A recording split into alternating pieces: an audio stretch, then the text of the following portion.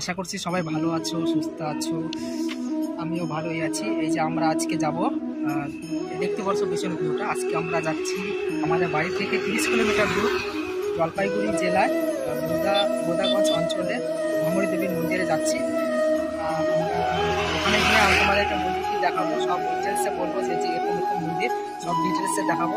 আমরা এখন দেখতে পাচ্ছ আমরা এই ব্রিজটাতে দাঁড়িয়ে আছি। এই যে ব্রিজ, নিচে ক্যানেল, এই ক্যানেল যে নিচে নদী গেছে। সো আমরা ওখানে গিয়ে তোমাদেরকে দেখাচ্ছি, যে পুরো ডিটেলসে দেখাবো এবং বলবো সব। ঠিক আছে, চলো যাওয়া যাক।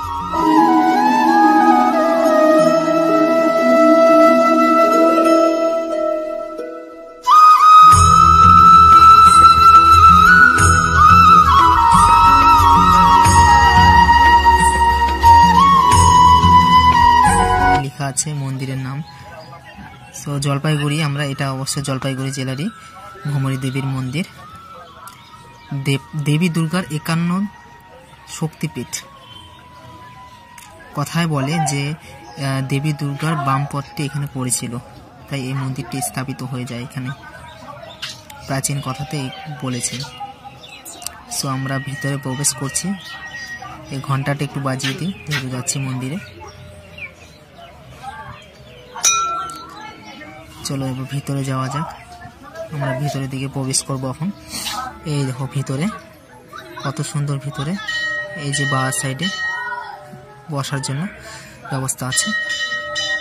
এই যে কত সুন্দর, এই যে মূর্তি রাখা আছে বাইরে, এই যে মনসা দেবী, অনেক রকম নারায়ণ মূর্তি রাখা আছে বাইরে প্রবেশ দরজার দিকে। আর আমরা এই যে মেন কালী মূর্তি, এই যে ভিতরে পুজো হচ্ছে, কালী মূর্তি পুজো। ওই যে কালী মূর্তি ওখানে।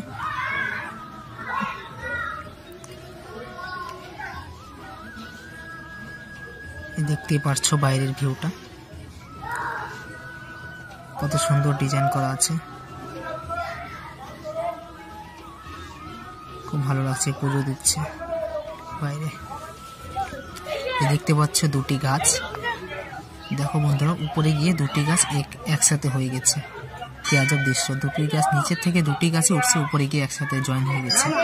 এই যে সব দর্শকরা আসছে, এই দেখতে আমরা বাইরে থেকে দেখাচ্ছি। এই দেখো ভিউটা কত সুন্দর। মন্দিরটি দেখতে সুন্দর, খুব পুরানো হয়, প্রাচীন মনে হয় দেখতে বাইরে থেকে।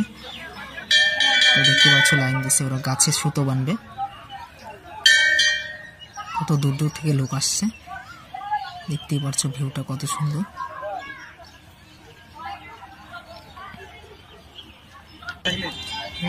এই যে আমরা যে বাইরের সাইড থেকে, বাইরের দিকে যে শিব ঠাকুরের মূর্তিটি, এই দেখতেই পারছো তোমরা, কত বড় একটি শিব ঠাকুর। অবশ্যই এটা পাথরেরই বানানো শিব ঠাকুরের মূর্তি, প্রাচীন, সব প্রাচীন, খুব পুরনো হবে হয়তো।